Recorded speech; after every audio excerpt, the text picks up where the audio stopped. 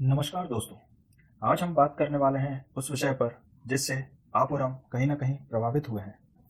आज हम बात करने वाले हैं ऐसे दावे की जो रशिया ने क्लेम किया है कि उन्होंने कोविड-19 की वैक्सीन बना ली है। इसमें हमारा प्यारा भारत कहाँ पे स्टैंड करता है और क्या है इसके मायने, तो जानते हैं मेरे यानी यश के साथ इन द वर्ल्ड ऑफ सिविलेरा। दोस्तों, हाल ही में डिफरेंट प्रिंट मीडिया ने यह कवर किया है और दावा किया है कि रशिया ने कोरोना वैक्सीन की ह्यूमन ट्रायल कंप्लीट कर ली है। ये फर्स्ट पोस्ट का आर्टिकल है। Russia claims to have completed human trials for a कोविड-19 vaccine, production to begin by September. Livemint का आर्टिकल है। Russia all set to launch world's first कोविड-19 वैक्सीन नेक्स्ट वीक। इन दावों में कितनी सच्चाई है ये जानना हमको बहुत जरूरी है, और ये भी जानना जरूरी है कि हमारा प्यारा भारत इन दावों में कहाँ स्टैंड करता है। जब मैं ये लेक्चर रिकॉर्ड कर रहा हूँ यानी 9 अगस्त 2020, इस दिन तक 1,99,26,475 टोटल कोरोना केसेस आ चुके हैं, जिसमें से 7,32,000 की लगभग मृत्यु हो चुकी है।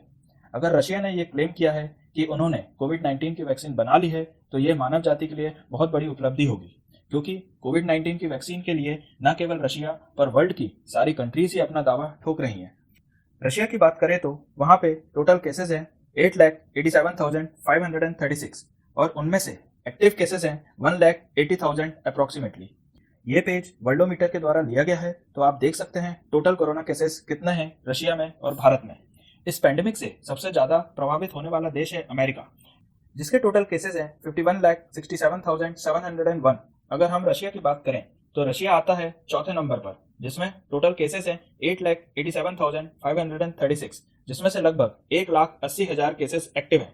अगर हम डेथ की बात करें तो रशिया में 14,931 डेथ्स अब तक हो चुकी हैं।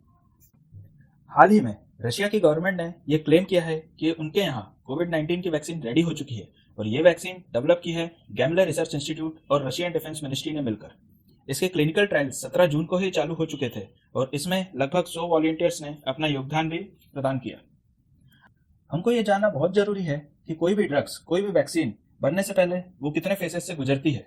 दोस्तों, जनरली 5 फेज से कोई भी ड्रग्स को गुजरना पड़ता है, जिसको मेंशन किया गया है pre clinical stage, clinical development में, रेगुलेटरी रिव्यू में, मैन्युफैक्चरिंग एंड क्वालिटी कंट्रोल।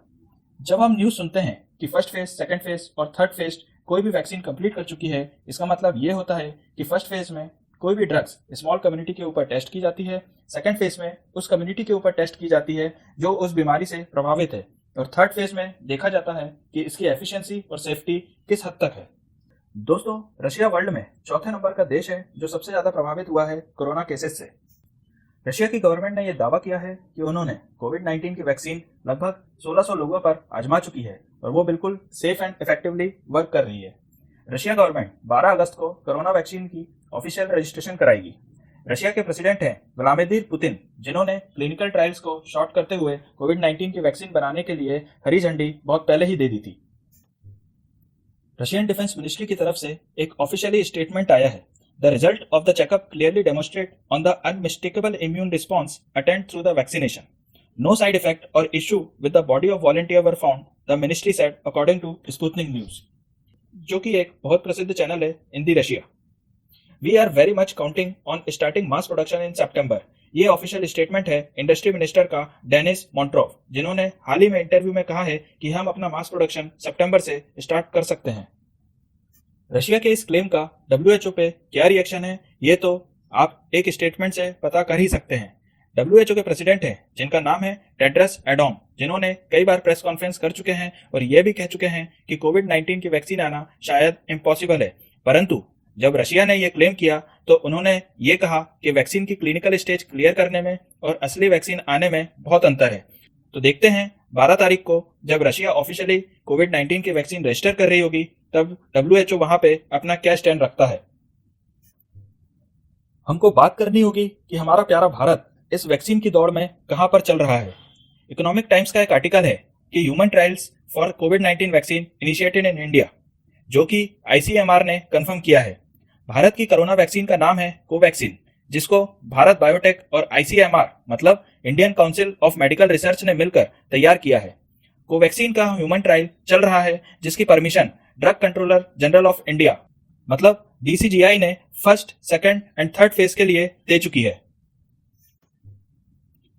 आपने थोड़े दिन पहले ये भी देखा होगा कि बाबा रामदेव ने, जो कि हेड करते हैं पतंजलि को, उन्होंने ये क्लेम किया है कि उन्होंने कोरोनिल नाम की एक किट डेवलप की है जिससे 100% कोरोना के पेशेंट्स क्योर हो जाते हैं। पतंजलि के इस क्लेम का आयुष मंत्रालय ने खंडन किया है और यह भी कहा है कि अभी ऐसी कोई वैक्सीन प्रिपेयर नहीं हुई है जो कोरोना के पेशेंट का 100% इलाज कर सके। पतंजलि की तरफ से बाबा रामदेव ने यह कहा है कि हमारी कोरोनिल 100% क्योर भी करती है और ये इम्यूनिटी बूस्टर की तरह काम भी करती है। इसका मतलब यह है कि अगर आप इसको लेना चाहें तो इम्यूनिटी बूस्टर की तरह ले सकते हैं, परंतु ये गारंटी नहीं दे सकते कि 100% कोरोना का इलाज करेगी। काफी तू मैमे के बाद आयुष मंत्रालय ने पतंजलि की कोरोनल को ग्रीन सिग्नल दे दिया है और यह भी कहा है कि आप इसे मार्केट में बेच सकते हैं। यह था आज का analysis on Russia claims over covid vaccine. देखने वाली बात यह है कि 12 अगस्त को जब वो अपनी वैक्सीन को रजिस्टर कराएगी तो मार्केट में आने में कितना समय लेगी। मैं उम्मीद करता हूं कि आपको इससे बहुत कुछ जानने मिला होगा। बने रहिए मेरे साथ for the next topic. Till then stay safe, stay educated. Thank you.